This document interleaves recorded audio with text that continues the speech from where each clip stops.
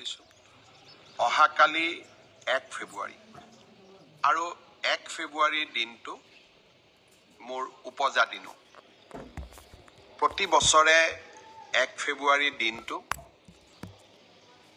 অতি সামান্যভাৱে উপজা দিন পালন কৰোঁ ৰাতিপুৱা মোৰ ঘৰতে থকা মন্দিৰত পৰম পিতাৰ ওচৰত সেৱা এভাগ আগবঢ়াই তাৰ লগতে অসমবাসী ৰাইজৰ আশীৰ্বাদ বিচাৰোঁ অহাকালি ৰাতিপুৱা ঘৰৰ মন্দিৰ ভাগতে চাকি এগছিৰে পৰম পিতা আৰু আপোনালোকৰ আশীৰ্বাদ বিচাৰিম অসমৰ ৰাইজৰ বাবে আৰু আমাৰ সমাজখনৰ বাবে মই যেন কাম কৰি যোৱাৰ বাবে আপোনালোকৰ আশীৰ্বাদ লাভ কৰোঁ আপোনালোকৰ পৰা অফুৰন্ত প্ৰেৰণা পাওঁ তাৰ বাবে আজিৰ দিনটোতে আকৌ এবাৰ আপোনালোকৰ আশীষ বিচাৰি মই এই ফেচবুক লাইভ আৰম্ভ কৰিছোঁ উপজা দিনটো বহুজনে মোক জনায় যে আপোনাৰ উপজা দিনটো আমিও পালন কৰিছোঁ মই এটাই অনুৰোধ কৰিম যে আপোনালোকে যদি কোনোবাই বিশেষকৈ আমাৰ দলৰ কাৰ্যকৰ্তাসকলে মোৰ উপজা দিনটো পালন কৰিব বিচাৰে মই ভাবোঁ যে মোৰ আপোনালোকে মাত্ৰ অকণমান আশীৰ্বাদ কৰিব আৰু সেইখিনিৰ জৰিয়তে উপজা দিনৰ পালন হ'ব কাৰণ আপোনালোকৰ মনৰ পৰা দিয়া আশীৰ্বাদতকৈ উপজা দিনৰ তাতকৈ ডাঙৰ উদযাপন একোৱেই হ'ব নোৱাৰে 56 বছৰত ভৰি দিম ৰাইজৰ আৰু আপোনাসৱৰ পুনৰ এবাৰ আশীৰ্বাদ বিচাৰিলোঁ আজি আমাৰ ৰাজ্য চৰকাৰৰ কেবিনেটৰ এখন বৈঠক অনুষ্ঠিত হৈছিল কেবিনেটত আমি কেইবাটাও গুৰুত্বপূৰ্ণ সিদ্ধান্ত লৈছিলোঁ তথাপিতো আজি মনত ভাল লগা সিদ্ধান্ত এটা আমি ল'ব পাৰিছিলোঁ যোৱা গণৰাজ্য দিৱসত মই ঘোষণা কৰিছিলোঁ যে ৰাজ্যত আমি ষ্টাৰ্টআপসকলৰ বাবে এটা সুকীয়া বিভাগ গঠন কৰিম আজি আমাৰ কেবিনেটে ডিপাৰ্টমেণ্ট অফ ইনোভেশ্যন ইনকিউবেশ্যন আৰু ষ্টাৰ্টআপ নামেৰে এটা নতুন বিভাগ খুলিবলৈ সিদ্ধান্ত লয় অসমৰ ষ্টাৰ্টআপসকলক সহায় কৰিবৰ বাবে আজি এখন পলিচিও ৰাজ্য চৰকাৰে গ্ৰহণ কৰে আৰু 100 কোটি টকাৰ বাজেট আবণ্টনৰ বাবেও সিদ্ধান্ত গ্ৰহণ কৰে মই ভাবোঁ যে অসমৰ যুৱ প্ৰজন্মক এক নতুন উদ্যমেৰে আগবঢ়াই লৈ যোৱাত আৰু অসমত ষ্টাৰ্টআপৰ এটা ডাঙৰ ইক'ছিষ্টেম নিৰ্মাণ কৰাত এই দুইটা সিদ্ধান্তই এক মাইলৰ খুঁটালৈ পৰিণত হ'ব বজালীত অসম সাহিত্য সভাৰ অধিৱেশন আৰম্ভ হৈছে অসম সাহিত্য সভাৰ অধিৱেশনৰ সফলতাও কামনা কৰিছোঁ যোৰহাটত শংকৰদেৱ সংঘৰ অধিৱেশনো অনুষ্ঠিত হ'ব দুইটা জাতীয় অনুষ্ঠানৰ অধিৱেশনৰ প্ৰাক মুহূৰ্তত মই পুনৰ এবাৰ আটাইকে বহুত শুভকামনা জনাইছোঁ অসমীয়াই ধ্ৰুপদী ভাষাৰ মৰ্যাদা লাভ কৰাৰ পিছত এইবাৰ প্ৰথমবাৰৰ বাবে সাহিত্য সভাৰ অধিৱেশন আৰম্ভ হৈছে ৰাজ্য চৰকাৰে এই বছৰটো কিতাপৰ বৰ্ষ হিচাপেও পালন কৰাৰ সিদ্ধান্ত লৈছে মই ভাবোঁ যে এই দুইটা সিদ্ধান্তৰ পটভূমিত এইবাৰৰ সাহিত্য সভাৰ এক নতুন ভূমিকাৰ বাবে সাজু হ'ব লাগিব ধ্ৰুপদী ভাষা অসমীয়াক প্ৰতিনিধিত্ব কৰি চিৰ চেনেহী ভাষা জননীক বিশ্বৰ দৰবাৰলৈ লৈ যোৱাৰ বাবে অসম সাহিত্য সভাই সুন্দৰ আলোচনা কৰি এখন কৰ্মসূচী প্ৰস্তুত কৰক মই পুনৰ এবাৰ সাহিত্য সভাৰ অধিৱেশনলৈ অহা সকলো প্ৰতিনিধিকে অজস্ৰ শুভকামনা জনালোঁ মন্ত্ৰী ৰঞ্জিত দাস ডাঙৰীয়াৰ নেতৃত্বত সাহিত্য সভালৈ অহা আটাইবোৰ প্ৰতিনিধিকে যিমান পাৰি সুব্যৱস্থা কৰাৰ বাবে বজালীৰ ৰাইজে পাঠশালাৰ ৰাইজে দিনে নিশাই পৰিশ্ৰম কৰিছে তেখেতসকলকো মই আজিৰ দিনত আকৌ এবাৰ শুভেচ্ছা জনালোঁ আজি সৰুসজাই ষ্টেডিয়ামত শংকৰদেৱ শিশু নিকেতন আৰু সৰস্বতী শিশু নিকেতনৰ 5,000 ছাত্ৰ ছাত্ৰীয়ে একেলগে ঘোষ বাদন আৰু একেলগে যোগ অভ্যাস কৰি এক মনোমোহা অনুষ্ঠান অনুষ্ঠিত কৰিছে। 1000 ছাত্ৰ ছাত্ৰীয়ে একেলগে বিহু গীতো পৰিৱেশন কৰিছিল। সঁচাকৈয়ে এক অপূৰ্ব মনোমোহা দৃশ্যই সৰু সজাই ষ্টেডিয়ামখনক প্ৰাণৱন্ত আৰু জীৱন্ত কৰি তুলিছিল। মই শংকৰদেৱ শিশু নিকেতনৰ আটাইবোৰ ছাত্ৰ ছাত্ৰীক আজিৰ অনুষ্ঠানটোৰ বাবে অজস্ৰ শুভকামনা জনাইছো। অহাকালিৰ দিনটোত অসমত আকৌ এখন নতুন মেডিকেল কলেজে আত্মপ্ৰকাশ কৰিব। গুৱাহাটীত আমি নিৰ্মাণ কৰি থকা প্ৰাগজ্যোতিষপুৰ মেডিকেল কলেজত কালিৰে পৰা OPD আউট পেচেণ্ট ছাৰ্ভিচ আৰম্ভ হ'ব। আৰু লাহে লাহে এই মেডিকেল কলেজখনে পূৰ্ণাংগ ৰূপ পোৱাৰ লগে লগে অসমৰ স্বাস্থ্য বিজ্ঞানৰ আকাশত ই 15তম মেডিকেল কলেজ ৰূপে আত্মপ্ৰকাশ কৰিব। অহাবাৰ বঙাইগাঁও আৰু বিশ্বনাথত এই দুইখন মেডিকেল কলেজকে আমি আনুষ্ঠানিকভাৱে মুকলি কৰাৰ সিদ্ধান্ত লৈছো। এই বছৰ প্ৰাগজ্যোতিষপুৰ মেডিকেল কলেজ, অহা বছৰ বঙাইগাঁও আৰু বিশ্বনাথ মেডিকেল কলেজ। এই বছৰ ৰাজ্যত 15খন মেডিকেল কলেজ হ'বগৈ, অহা বছৰ 17খন মেডিকেল কলেজ হ'বগৈ। জাগিৰোডৰ পৰা মৰিগাঁওলৈ যোৱাৰ পথত জাগি ভকত গাঁৱত নিৰ্মাণ হৈ থকা দলংখনো কালি আমি শুভ উদ্বোধন কৰিম। বহু বছৰৰ মূৰত জাগিৰোডৰ পৰা মৰিগাঁৱলৈ যোৱা পথটোৱে পূৰ্ণতা পাব। মই মৰিগাঁও জিলাবাসী ৰাইজকো অজস্ৰ শুভকামনা জনাইছো। অহাকালিৰ পৰা মুখ্যমন্ত্ৰীৰ আত্মনিৰ্ভৰ অসম অভিযানৰ ৰেজিষ্ট্ৰেশ্যন বা পঞ্জীয়নৰ পিছত আবেদন পত্ৰৰ পৰ্টেল মুকলি কৰা হ'ব। প্ৰায় 1,60,000 যুৱক যুৱতীয়ে মুখ্যমন্ত্ৰীৰ আত্মনিৰ্ভৰ অসম অভিযানৰ বাবে আবেদন কৰিছিল। আপোনালোকে জানেই এই আঁচনিখনত ৰাজ্য চৰকাৰে 2 লাখ টকা আগবঢ়াই 2টা কিস্তিত, তাৰ 1 লাখ টকা ৰাজ সাহায্য আৰু 1 লাখ টকা আমি চৰকাৰক 5 বছৰ পিছত সৰু একোটা ইনষ্টলমেণ্টত উভতাই দিব লাগে। অহাকালিৰে পৰা আবেদন পত্ৰৰ পৰ্টেল আমি মুকলি কৰি দিম। আপোনালোকে আবেদন কৰিব যাতে ছেপ্টেম্বৰ মাহৰ আগতে আমি সিলেকশ্যনৰ প্ৰক্ৰিয়া সমাপন কৰিব পাৰোঁ। অহাকালি এবাৰ দিনটো মোৰ উপজা দিন। অসমৰ কাৰণে কৰি অহা কিবা এটা ভাল কামক পৰ্যবেক্ষণ কৰিব যোৱাৰ বাবে অহাকালি মোৰো এটা সৰু ইচ্ছা আছে।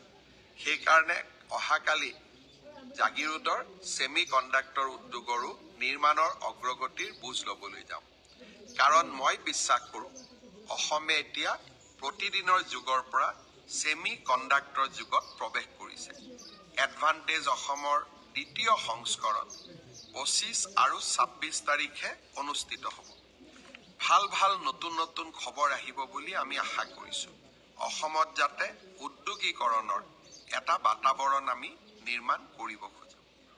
চাওঁতে চাওঁতে ঝুমুৰ নৃত্যও আহি পালে। 24 তাৰিখে সন্ধিয়া সৰু সজাইত ঝুমুৰ নৃত্যৰ সামগ্ৰিক পৰিৱেশন কৰা হ'ব। প্ৰধানমন্ত্ৰী ডাঙৰীয়া নিজে উপস্থিত থাকিব। ইতিমধ্যে বিধানসভা পৰ্যায়ত ঝুমুৰ নৃত্যৰ প্ৰশিক্ষণো আৰম্ভ হৈছে। যিসকলে প্ৰশিক্ষণ লৈছে তেওঁলোকলৈকে মই বহুত শুভকামনা জনাইছো। প্ৰথমতে বিহু আৰু অসমৰ চাহ উদ্যোগৰ 200 বছৰৰ লগত ৰজিতা খুৱাই এইবাৰ ঝুমুৰ আৰু অহা নৱেম্বৰ মাহত আমি গুৱাহাটীত সামগ্ৰিকভাৱে বাগৰুম্বাও প্ৰদৰ্শন কৰিম। আজি কেবিনেটত আমি আৰু এটা গুৰুত্বপূৰ্ণ সিদ্ধান্ত লৈছিলোঁ। মই বাতৰি কাকত সাংবাদিকসকলক সম্বোধন কৰোঁতে কৰবাত সেই সিদ্ধান্তটো নোকোৱাকৈ থৈ দিছিলোঁ, যাতে BTRৰ বন্ধুসকলৰ লগত আলোচনা কৰিহে সিদ্ধান্তটো যাতে আমি ৰাজহুৱা কৰিব পাৰোঁ। অহা ছেপ্টেম্বৰ মাহত অসমত বড়োলেণ্ড টেৰিটৰিয়েল কাউন্সিলৰ নিৰ্বাচন অনুষ্ঠিত হ'ব। কেবিনেটে লোৱা সিদ্ধান্তটো পুনৰ এবাৰ BTR প্ৰধান প্ৰমোদ বড়োৰ লগত আলোচনা কৰাৰ পিছত মই আজি আনুষ্ঠানিকভাৱে ঘোষণা কৰিছোঁ। BTRৰ নিৰ্বাচন আমি ছেপ্টেম্বৰ মাহত অনুষ্ঠিত কৰিম আৰু ৰাভা হাছং কাউন্সিলৰ নিৰ্বাচন আমি মাৰ্চ মাহৰ ভিতৰতে অনুষ্ঠিত কৰিম। অৰ্থাৎ বহাগ বিহুৰ আগতেই ৰাভা হাছং কাউন্সিলৰ নিৰ্বাচন আৰু ছেপ্টেম্বৰ মাহত আমি বিটিআৰ বা বিটিচিৰ নিৰ্বাচন অনুষ্ঠিত কৰিম। স্বাভাৱিকভাৱে ইয়াৰ মাজতে পঞ্চায়তৰ নিৰ্বাচনো অনুষ্ঠিত হ'ব। আজি আমাৰ ৰাজ্য চৰকাৰৰ কেবিনেটত আৰু কেইটামান গুৰুত্বপূৰ্ণ আমি সিদ্ধান্ত গ্ৰহণ কৰিছোঁ। বহুদিনৰ পৰা মই আপোনালোকক কৈ আহিছিলোঁ যে ভাৰতৰ সেনা বাহিনীৰ আটাইতকৈ ডাঙৰ ডেপ্লয়মেণ্ট উত্তৰ পূব ভাৰতত আছে। কাৰণ চীনৰ সীমান্ত হোৱা বাবে আটাইতকৈ বেছি সেনা, বিশেষকৈ ৬২ চনৰ যুদ্ধৰ পিছত আটাইতকৈ বেছি সেনা উত্তৰ পূবতে মোতায়েন কৰা হয়। কিন্তু সেনাৰ বাবে প্ৰয়োজনীয় অস্ত্ৰ শস্ত্ৰ নিৰ্মাণৰ বাবে আমাৰ উত্তৰ পূৰ্বত এটাও কল কাৰখানা নাছিলে। আজি আমি আছাম এৰোস্পেচ আৰু ডিফেন্স মেনুফেকচাৰিং পলিচি ২০২৫ কেবিনেটে অনুমোদন কৰিছিলোঁ, যাতে আমি অসমলৈ প্ৰতিৰক্ষাৰ সৈতে জড়িত উদ্যোগসমূহ আনিব পাৰোঁ। শ্ৰদ্ধাৰ ৰাইজ, ছেমি কণ্ডাক্টৰৰ পিছত এতিয়া আৰু এখন নতুন জগতত আমি প্ৰৱেশ কৰিব খুজিছোঁ, জৈৱিক সম্পদৰ জগতখন। পৃথিৱীত নতুনকৈ আলোচনা হৈছে বায়' মেনুফেকচাৰিং অফ কেমিকেলছ, এনজাইম, বায়' পলিমাৰ্ছ, ফাংচনেল ফুড আৰু বিভিন্ন বায়' প্ৰডাক্টৰ। আমি প্ৰ'বায়'টিকৰ কথা শুনিছোঁ। এতিয়া বায়' ইঞ্জিনিয়াৰিঙৰ জৰিয়তে আমাৰ বাবে প্ৰয়োজনীয় খাদ্য নিৰ্মাণৰ প্ৰস্তুতি লেবৰেটৰীত আৰম্ভ হৈছে। অসমে যাতে এই নতুন জগতখনৰ পৰা দূৰত থাকিব নালাগে, সেইকাৰণে আজি আমাৰ কেবিনেটত আছাম একশ্যন প্লেন অন বায়' E3 পলিচিও আজি আমি নিৰ্মাণ কৰিছোঁ, যাতে ভাৰতৰ এই নতুন উদ্যমিতা আৰু নতুন উদ্যোগ ক্ষেত্ৰত আমাৰ ৰাজ্যখন যাতে পিছুৱাই থাকিব নালাগে। আজি আমাৰ কেবিনেটত আৰু এটা আমি ভাল সিদ্ধান্ত গ্ৰহণ কৰিছোঁ। আপোনালোকে জানে ৩৯খন জিলাত আমি ৩৯খন সম জিলা আৰম্ভ কৰিছিলোঁ। সম জিলাসমূহত এইবাৰ গণৰাজ্য দিৱসো উলহ মালহেৰে পালন কৰা হৈছে। সম জিলা আয়ুক্ত আমি নিয়োগ কৰিছিলোঁ। আজি আমি সম জিলা পুলিচ আয়ুক্ত নিয়োগৰো সিদ্ধান্ত লৈছোঁ। অৰ্থাৎ এতিয়া সম জিলাৰ বাসিন্দাসকলে বহু সময়ত জিলাৰ আৰক্ষী অধীক্ষকৰ ওচৰত নোযোৱাকৈ আৰক্ষীৰ লগত জড়িত কাম কাজসমূহ সম জিলা আৰক্ষী অধীক্ষকৰ পৰ্যায়তে সমাপন কৰিব পাৰিব। প্ৰশাসনক ৰাইজৰ ওচৰলৈ লৈ যোৱাৰ ক্ষেত্ৰত আজি আমি আৰু এটা বিশাল পদক্ষেপ গ্ৰহণ কৰিব পাৰিলোঁ। শ্ৰদ্ধাৰ ৰাইজ, মিছন বসুন্ধৰাৰ আবেদনৰ তাৰিখো আজি আমি কেবিনেটত ১৫ ফেব্ৰুৱাৰীলৈ বৃদ্ধি কৰিছোঁ।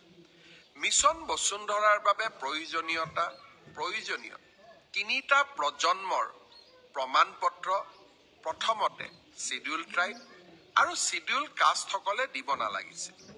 পৰৱৰ্তী সময়ত চাহ বাগিচা, আদিবাসী আৰু গোৰ্খা লোকসকলৰ বাবেও ৩টা প্ৰজন্মৰ প্ৰমাণপত্ৰৰ প্ৰয়োজনীয়তা নাথাকিব বুলি আমি এখন নটিফিকেশ্যন দিছিলোঁ। তাৰ পিছত মৰাণ সম্প্ৰদায়ৰ বহু লোকে মোক আবেদন কৰিছিল। কোচ ৰাজবংশীৰ ৰাইজেও চিৰাঙত মোক আবেদন কৰিছিল আৰু আহোম চুতীয়া জনগোষ্ঠীৰ লোকসকলেও মোক আবেদন কৰিছিল যে তেওঁলোককো ৩টা প্ৰজন্মৰ প্ৰমাণপত্ৰৰ পৰা ৰেহাই দিব লাগে। আজি আমাৰ কেবিনেটে কোচ ৰাজবংশী, চুতীয়া, মৰাণ, মটক আৰু আহোম সম্প্ৰদায়কো ৩টা প্ৰজন্মৰ প্ৰমাণপত্ৰৰ আওতাৰ পৰা বাহিৰত ৰাখিবলৈ সিদ্ধান্ত গ্ৰহণ কৰিছে।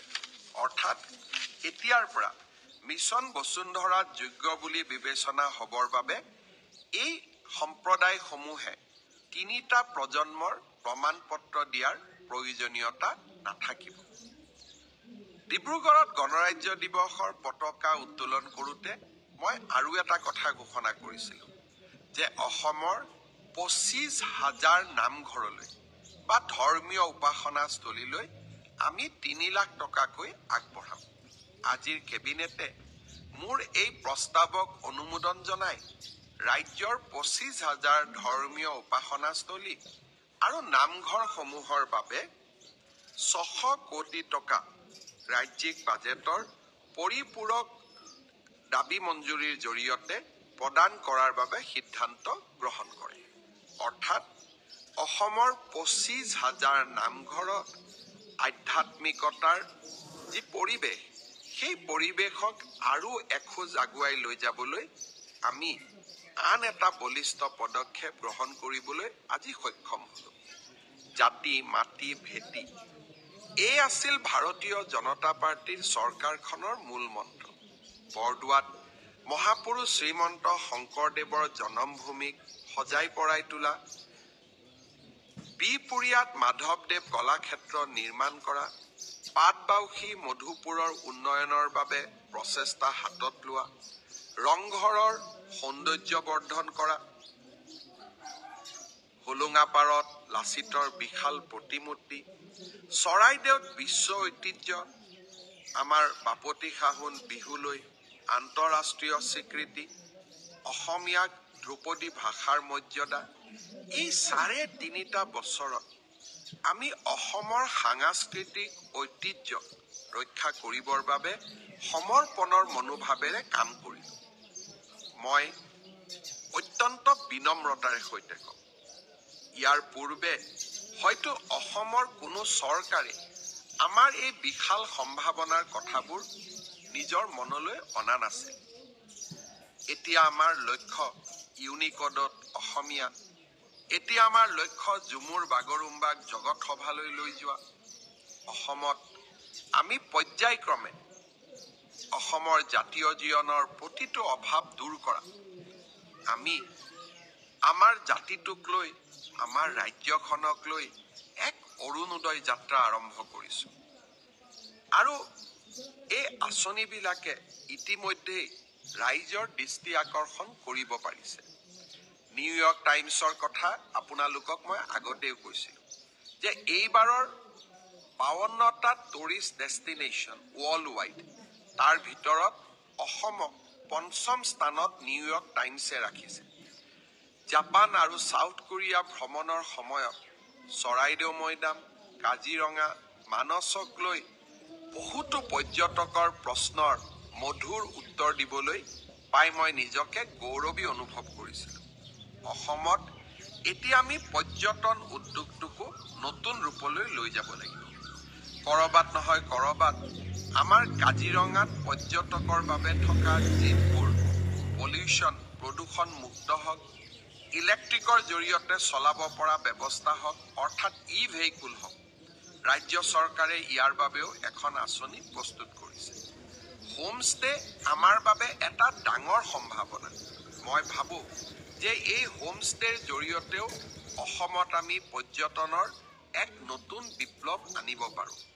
এই গোটেইবোৰ চিন্তা আমি যদি এটা এটাকৈ শৃংখলাবদ্ধভাৱে কৰি যাওঁ আৰু এইসমূহক যদি বাস্তৱত ৰূপায়ণ কৰিব পাৰোঁ, আমাৰ অসম নিশ্চিতভাৱে বিশ্ব দৰবাৰলৈ যাব।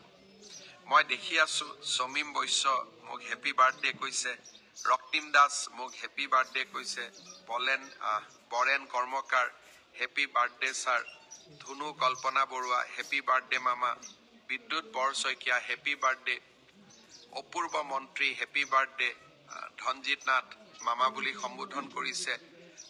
মই দেখি আছো Momi Medhi happy birthday, Michael দাসে কৈছে মোক ধুনীয়াকৈ সম্বোধন কৰিছে, পাহি বৰুৱাই হেপী বাৰ্থডে কৈছে, সংসদ কৃপানাথ মালাই ব্ৰডকাষ্ট চাই আছে, কৰিম শেখে কৈছে লাভ ইউ, মহম্মদুল হুছেইনে ব্ৰডকাষ্ট চাই আছে, পল্লৱ নাথে জন্মদিনৰ শুভেচ্ছা দিছে, সুৰুজ ভূঞাই জন্মদিনৰ শুভেচ্ছা দিছে, দিয়নশ্ৰী বসুমতাৰীয়ে ব্ৰডকাষ্ট চাই আছে, doctor Victor Kumar Gupta happy birthday wish কৰিছে, হৰজ্যোতি তালুকদাৰে হেপী বাৰ্থডে দিছে, নিপামণি তালুকদাৰে ব্ৰডকাষ্ট চাই আছে, ৰঞ্জিত মালাকাৰে হেপী বাৰ্থডে উইচ কৰিছে, Joyita Purkayastha happy birthday wish কৰিছে, Pranjal Kalita happy birthday wish কৰিছে, Shahin Mohammad happy birthday wish কৰিছে। আপোনালোক সকলোকে মই বহুত বহুত ধন্যবাদ জনাইছোঁ। সমীৰণ দিগন্তই গোলাঘাটৰ পৰা মোক শুভকামনা জনাইছে, বিশাল ডেকাই শুভকামনা জনাইছে, অজস্ৰজনে শুভকামনা জনাইছে। মই এটাই আশা কৰিম, কালিৰ দিনটোত আপোনালোক সকলোৱে অকণমান সময় উলিয়াই মোক আশীৰ্বাদ কৰিব, যাতে অসমখনক কৰবাত নহয় কৰবাত বিশ্বৰ দৰবাৰত ভাৰতৰ এখন সৰ্বশ্ৰেষ্ঠ ৰাজ্য হিচাপে আমি যাতে সকলোৰে সামগ্ৰিক প্ৰচেষ্টাত আকৌ এবাৰ প্ৰতিষ্ঠা কৰিব পাৰোঁ। মই বিশ্বাস কৰোঁ আমাৰ মাজত অজস্ৰ সম্ভাৱনা লুকাই আছে। কৰবাত নহয় কৰবাত ৩টা দশকৰ বন্ধ, ধৰ্ণা, ধৰ্মঘট, নিৰাশা, অন্ধকাৰে আমাৰ মাজৰ পৰা উদ্যমবিলাক হেৰুৱাই পেলাইছিলে। কৰবাত নহয় কৰবাত আমি নিজৰ ওপৰতে আত্মবিশ্বাসবোৰ হেৰুৱাই পেলাইছিলোঁ। এটা জাতি আমাৰ পৰিচয় আন্দোলনমুখী হৈ পৰিছিল। এই জাতিটোৰ মাজত অজস্ৰ সম্ভাৱনা লুকাই আছে। এই জাতিটোৰ পৰিচয় আন্দোলনমুখী হ'বই নোৱাৰে। এই জাতিটোৰ পৰিচয় হ'ল কৰ্মমুখী। এটা নিশাৰ ভিতৰতে লাচিতে মোগলক ৰুধিবলৈ গড় বান্ধিছিলে, প্ৰকাণ্ড গড়। তাৰমানে অসমীয়া কিমান কৰ্মমুখী আছিলে।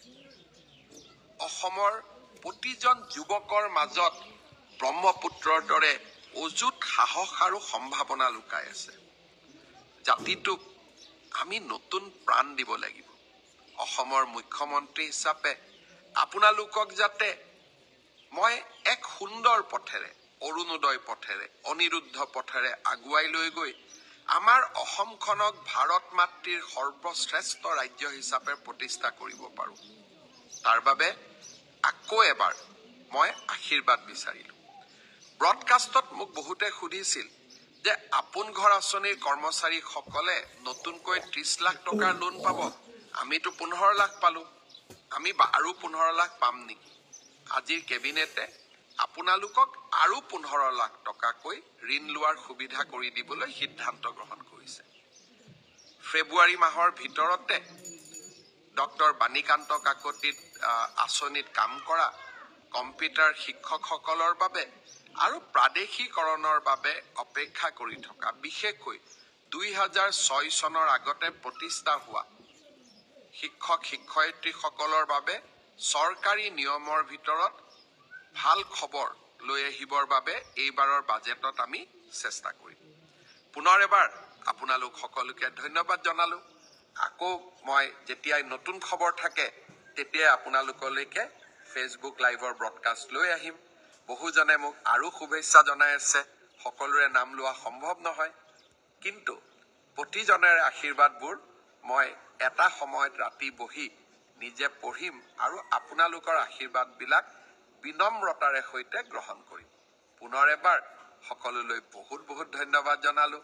জয় হিন্দ, বন্দে মাতৰম। অসম মাতৃৰ বিজয়ে, অসম মাতৃৰ জয় গুণে আমাক সকলোকে গৌৰৱান্বিত কৰক। বহুত বহুত ধন্যবাদ। জয় হিন্দ।